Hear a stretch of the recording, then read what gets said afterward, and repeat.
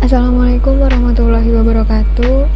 Pada video kali ini saya akan menjelaskan rangkuman modul ke-13 mata kuliah Pendidikan Anti Korupsi dan Etik UMB dengan judul Korupsi. Sebelumnya perkenalkan, nama saya Risa Priani Putri dengan NIM 42320010135, mahasiswi Universitas Mercu Buana, Prodi Desain Komunikasi Visual. Kemajuan suatu negara sangat ditentukan oleh kemampuan dan keberhasilan dalam melaksanakan pembangunannya. Pembangunan sebagai suatu proses perubahan yang direncanakan mencakup semua aspek kehidupan masyarakat. Efektivitas dan keberhasilan pembangunan terutama ditentukan oleh dua faktor. Yang pertama yaitu sumber daya manusia, yakni orang-orang yang terlibat sejak dari perencanaan sampai pada pelaksanaan, dan pembiayaan. Lalu yang kedua ada pembiayaan. Di antara faktor tersebut yang paling dominan adalah faktor manusianya.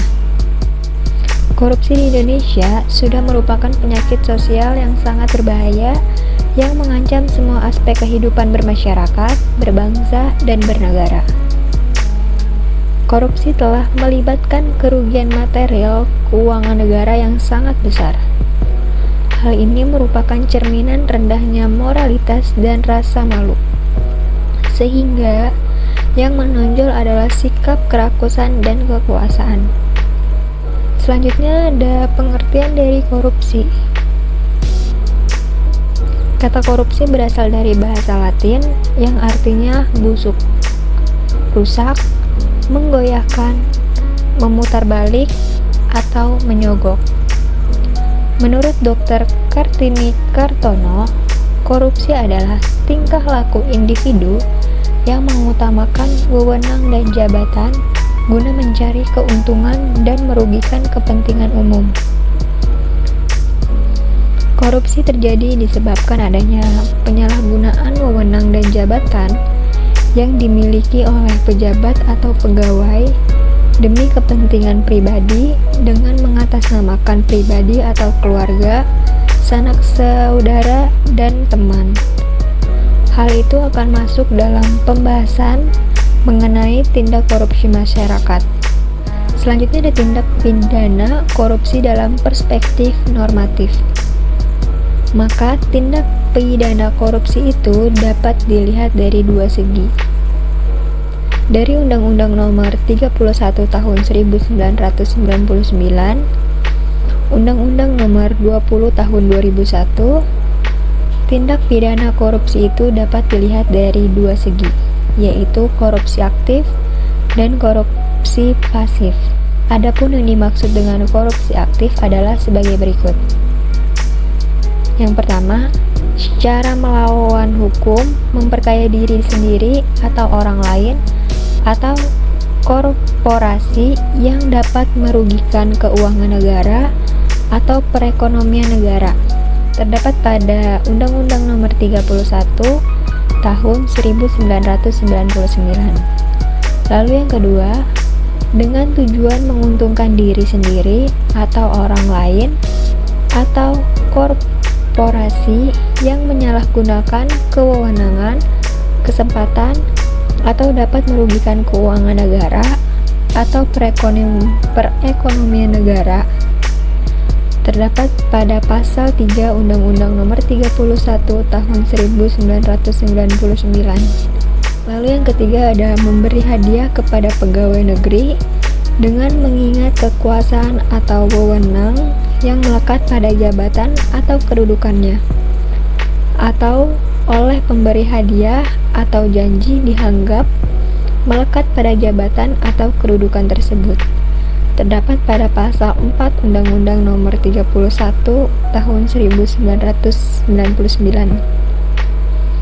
Lalu yang keempat ada percobaan pembantuan atau pemufakatan jabatan untuk melakukan tindak pidana korupsi, terdapat pada pasal 15 Undang-Undang Nomor 20 Tahun 2001.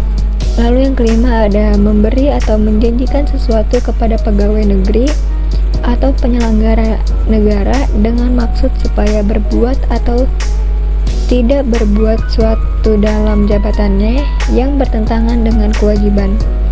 Terdapat pada pasal 5 ayat 1 huruf A Undang-Undang Nomor 20 Tahun 2001. Lalu selanjutnya ada memberi sesuatu kepada pegawai negeri atau penyelenggara negara karena berhubungan dengan sesuatu yang bertentangan dengan kewajibannya, dilakukan atau tidak dilakukan dalam jabatannya. Terdapat pada pasal 5 ayat 1 huruf B Undang-Undang Nomor 20 Tahun 2001. Lalu yang terakhir ada memberi atau menjanjikan sesuatu kepada hakim dengan maksud untuk mempengaruhi putusan yang diserahkan kepadanya untuk diadili. Terdapat pada pasal 6 ayat 1 huruf A Undang-Undang Nomor 20 Tahun 2001. Jadi dalam melakukan analisis atas perbuatan korupsi dapat didasarkan pada 3 pendekatan berdasarkan alur proses korupsi. Yang pertama, ada pendekatan pada posisi sebelum perbuatan korupsi terjadi. Yang kedua, ada pendekatan pada posisi perbuatan korupsi terjadi. Dan yang terakhir adalah pendek atau pada posisi setelah perbuatan korupsi terjadi. Jadi kesimpulannya adalah korupsi adalah suatu tindak pidana yang memperkaya diri yang secara langsung merugikan negara atau perekonomian negara. Jadi ada unsur dalam perbuatan korupsi ini meliputi 2 aspek. Aspek yang pertama adalah memperkaya diri dengan menggunakan kekuasaan, dan aspek yang kedua ada penggunaan uang negara untuk kepentingannya.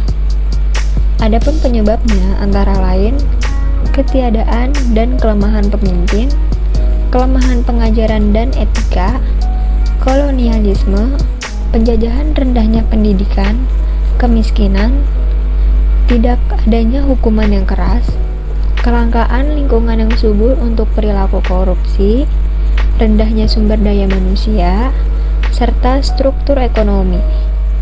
Korupsi dapat diklasifikasikan menjadi 3 jenis, yaitu bentuk, sifat, dan tujuan.